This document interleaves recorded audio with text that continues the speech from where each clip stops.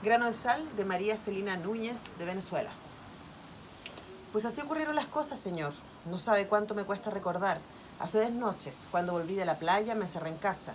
He estado impactando recuerdos que creí muertos, que no tendrían que haber aparecido nunca, y menos en este momento. Aunque después de todo, no es extraño en absoluto. Fue un día demasiado parecido al de hace 15 años, cuando estaba con Giacomo. Debo explicarme. Usted no sabe lo que pasó hace 15 años. ¿Cómo podría saberlo? Conocí a Giacomo una noche por casualidad. No sé cómo quedé atrapada en una historia que debió ser intrascendente. Todo estaba claro desde el principio. Éramos dos extraños y en un mes él volvería a Roma. Lo ligero de su paso me cautivó y me pareció fácil seguirlo. Cuerpo contra cuerpo pasábamos los días aferrados a unas crines poderosas. Pero algo pasó. No sé cómo fui apegándome a él hasta el punto de que la idea de su partida se me hacía intolerable. Y así como yo iba pegándome, él se volvía cada vez más distantes. Los últimos días fueron agónicos para mí, especialmente esa noche, la última. Había pasado las horas sin dormir, mientras a mi lado Giacomo descansaba como si ya todo no fuera inminente. Me levanté y me fui al amanecer. Salí del hotel completamente desorientada. Las calles comenzaban a llenarse de personas que pasaban junto a mí, casi avasallándome, y yo, sin rumbo y sin fuerzas, seguía caminando. Me había convertido en una extranjera en mi propia ciudad. Sabía que en la ciudad perdida no puede haber sino extravío, miradas esquivas, apretones leves, avenidas que no reparan en encrucijadas, porque cuando el polvo emborrona el sol, la polvadera viene por todas partes. Así llegué descontrolada a mi casa. Fue difícil entender lo que había venido hilvanándose silenciosamente ante mi resistencia a aceptarlo. Había pasado la noche en vela, mirando cómo mi rostro se multiplicaba y fraccionaba en los espejos del techo de la habitación del hotel, y aquella imagen me había llenado de terror. Aquella noche se fracturó mi memoria. Yo creía haber olvidado esa historia porque se había convertido en una huella fina y clandestina que ya no ocupaba en mi mente el espacio de un dedo grueso de carnicero. Pero anteayer lo comprendí. El recuerdo había ido condensándose hasta volverse una delgada hoja de árbol seco, una huella tan fina como el filo de un cuchillo en reposo.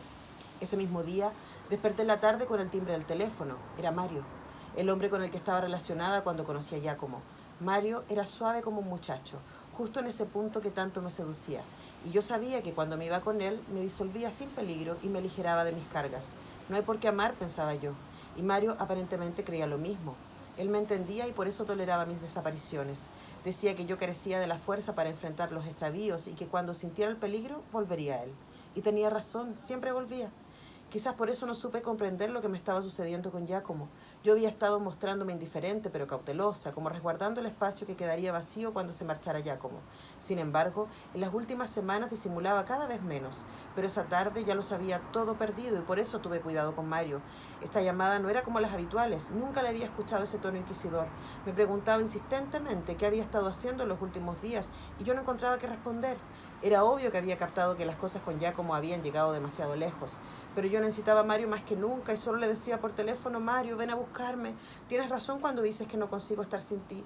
También tienes razón con lo de las pastillas. Cada día me excedo más. No podía salir de la casa. ¿Sabes que no tengo ropa para ponerme? Ahora estoy más despejada, pero no sé qué hacer para estar medianamente presentable y salir. Todo esto se me nota en los ojos. Tú ya lo has dicho. Lo más ligero es siempre lo más tenaz y los párpados no me responden.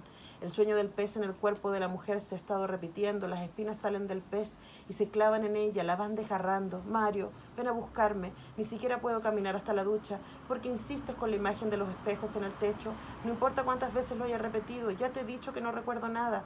Debe haber sido un sueño. Sabes que no te miento jamás. Pero le estaba mintiendo, señor. Cuando Giacomo se fue, me convertí en un hilo de sangre. Sentía que me bañaba desde el cráneo, me empengostaba los ojos y se iban posando en el cuenco de la clavícula para luego seguir derramándose por el resto de mi cuerpo. Luego comencé a imaginar la sangre inundando mi ojo derecho, envolviendo en una mancha redonda desde donde bajaba una lágrima roja. Cada vez que me miraba en el espejo veía la marca tatuada, veía en mi rostro la cara de Arlequín. Antenoche, todas las imágenes pasadas me cercaron por completo y ahora, salvo ese sonido que rompió el silencio, las únicas palabras que me vienen a la mente son las del pasado.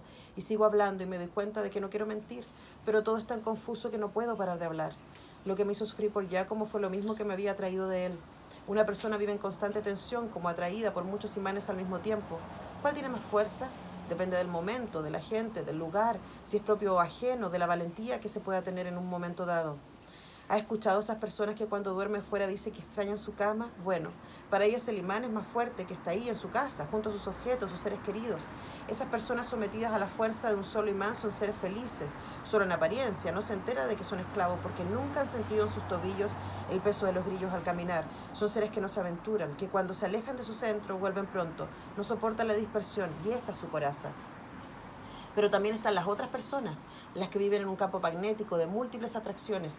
Ninguna es más fuerte que la otra y eso, que inicialmente las mantiene inmóviles, acaba por desesperarlas y emprenden la huida. Son seres que se van detrás de cualquier extraño. Yo soy así, por eso mis repetidas escapadas. Pero no pude imaginar que con Giacomo sucediera lo inesperado. Él se convirtió en el imán más fuerte y cuando se fue yo me quedé sin centro de gravedad. Ni siquiera Mario pudo conjurar ese vacío.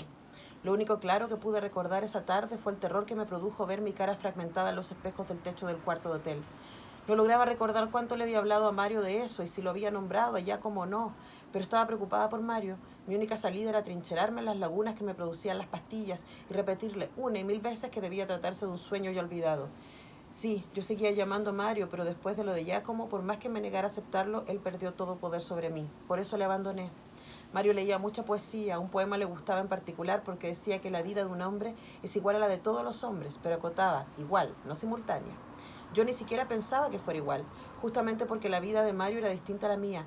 Yo la había necesitado a mi lado. No hubiera querido quedarme sin él.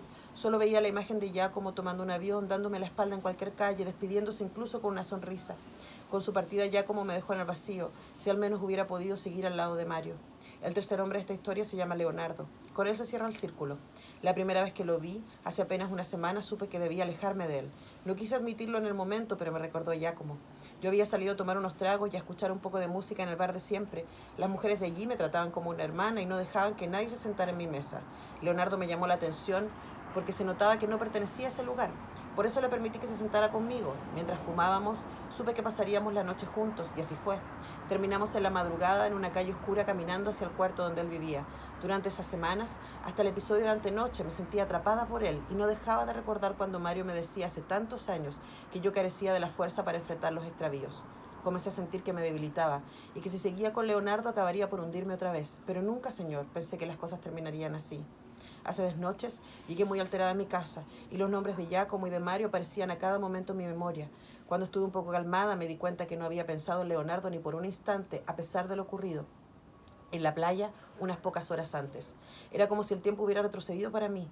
Pensé mucho en los últimos años, en el daño que me habían causado las pastillas. Volví en mente la imagen de los espejos en el techo y sentí una necesidad enorme de hablar con alguien, pero no tenía con quién hacerlo. En un momento de desesperación, una persona puede ser capaz de hablar hasta con un grano de sal, y eso hice. No lo tomé a mal, señor, pero cuando lo vi a usted sentí que podía hablarle como un grano de sal, y por eso me acerqué, por eso he podido contarle mi historia. Sé que apenas han pasado 2 días, pero las cosas me resultan tan remotas.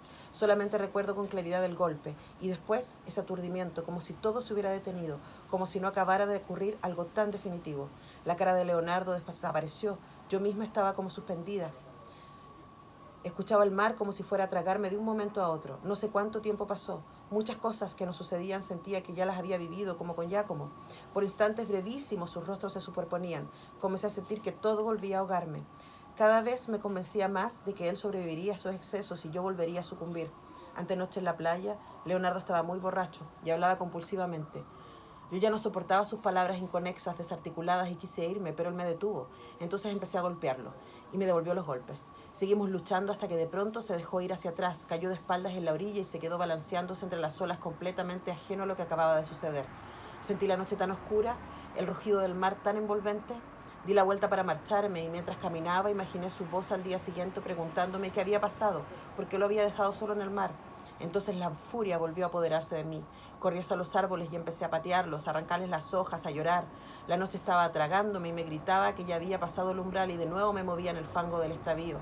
Otra vez no, me dije. Leonardo no podía ser otro Giacomo en mi vida. Yo no podía volver a quedar marcada. Si no me aferraba a algo, la noche iba a devorarme. Fue entonces cuando vi la piedra e inexplicablemente me serené. Sentí que si permanecía inmóvil no podría pasarme nada, pero de pronto escuché a Leonardo llamándome mientras chapoteaba en la orilla. Ahí fue cuando agarré la piedra con las 2 manos y se la tiré con fuerza. Debe haber sido porque tenía la cabeza en el agua, pero no hizo el ruido que yo esperaba. La piedra cayó quebrando el silencio de la forma contundente y suave de un golpe de dados. Y solo ahora, cuando se lo cuento a usted, señor, Comprendo que quien había estado tentando la suerte era él y no yo.